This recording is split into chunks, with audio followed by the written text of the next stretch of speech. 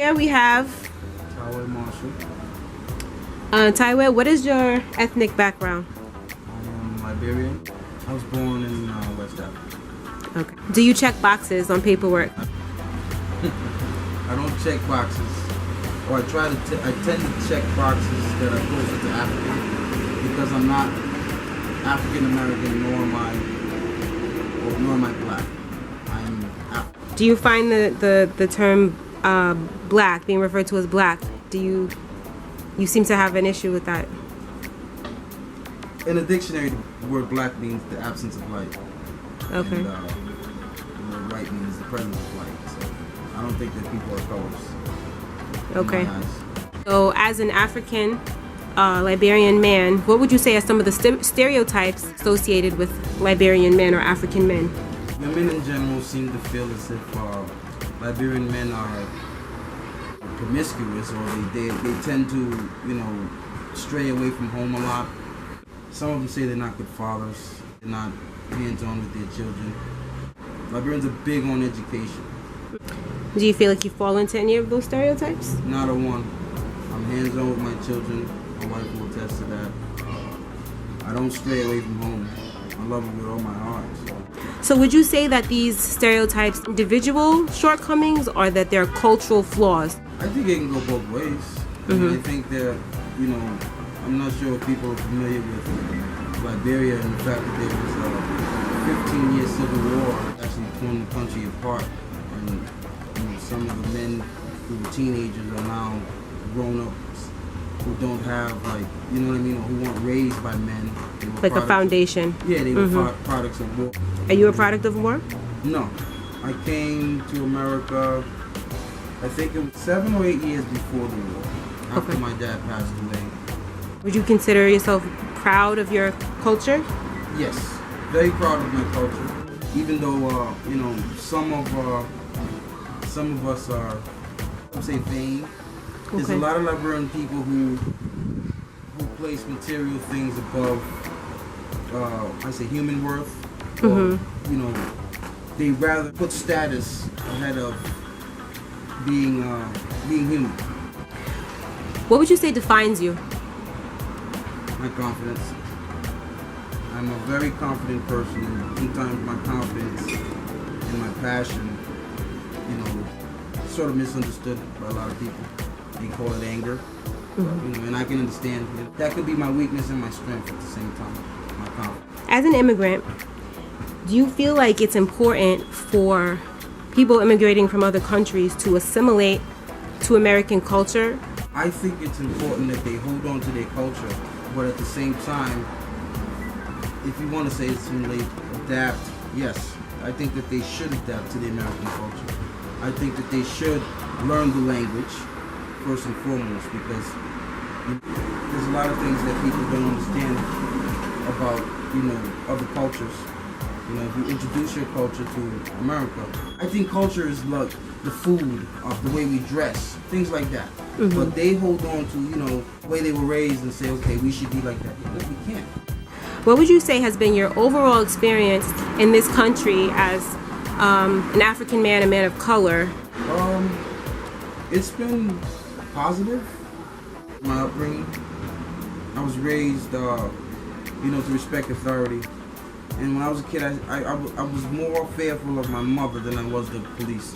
Okay. As far as Black Lives Matter and all this stuff, I tell them we should start at home as far as foundation, keeping things legitimate at home.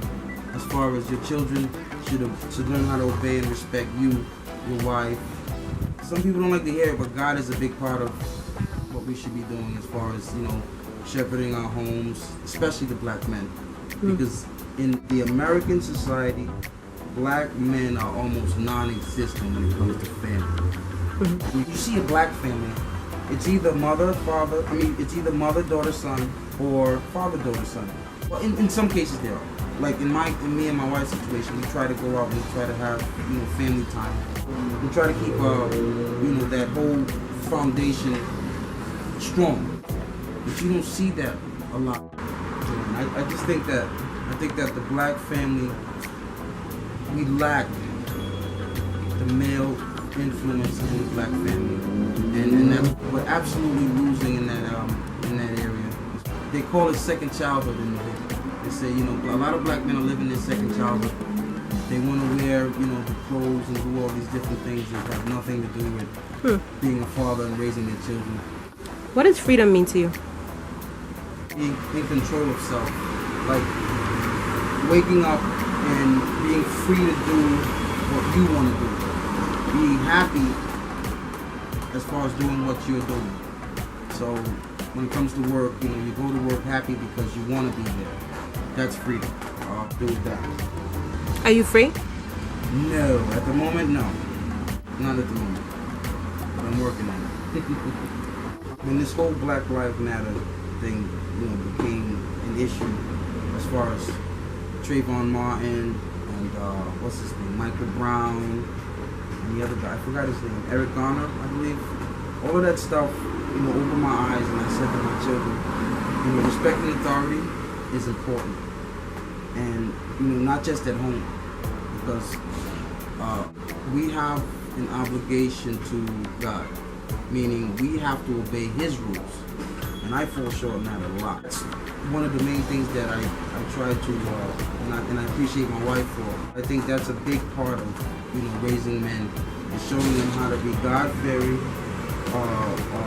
leaders in their houses, so that they can love their wives how they should, love their children how they should, and in return, or you know, you love other people, you respect other people, and as well as yourself when you're out there in public. And I don't think that, you know, I mean, granted, there's a lot of mistakes made when it comes to police. So if you're out there and the police tells you stop, why don't you just stop? Answer the question as honestly as you can and move on. There's no need to get angry, aggressive, you know, telling them that they're violating your rights and all of that. No, you'll be on your way in 2 or 3 minutes, and your life will still be your life.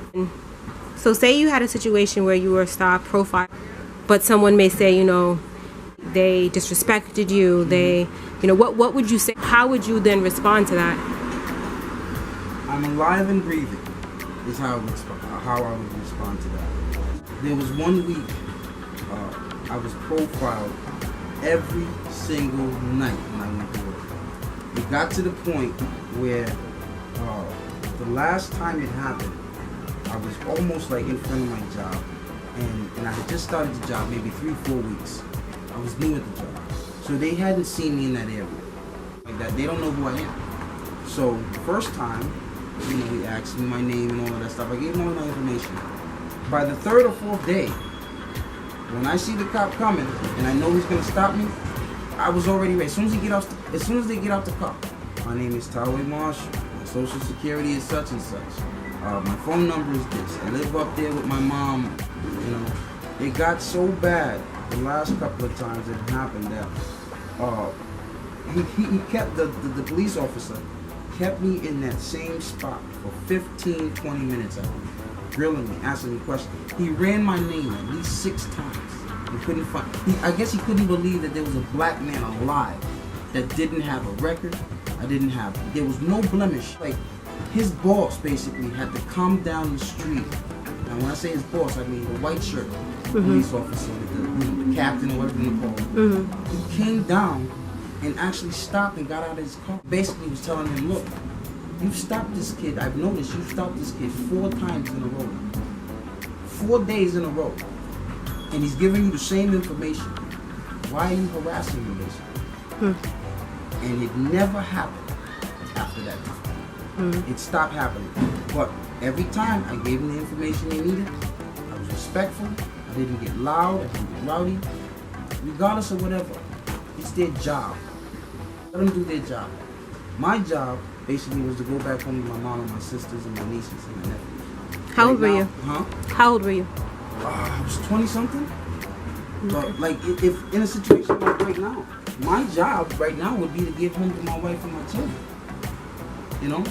I don't have to prove anything to anybody to show how black I am or how strong I am. You know? It's about respecting authority and knowing that those guys have a job to do, just like I have a job to do, which is getting home to my wife and my kids and being around them and being there.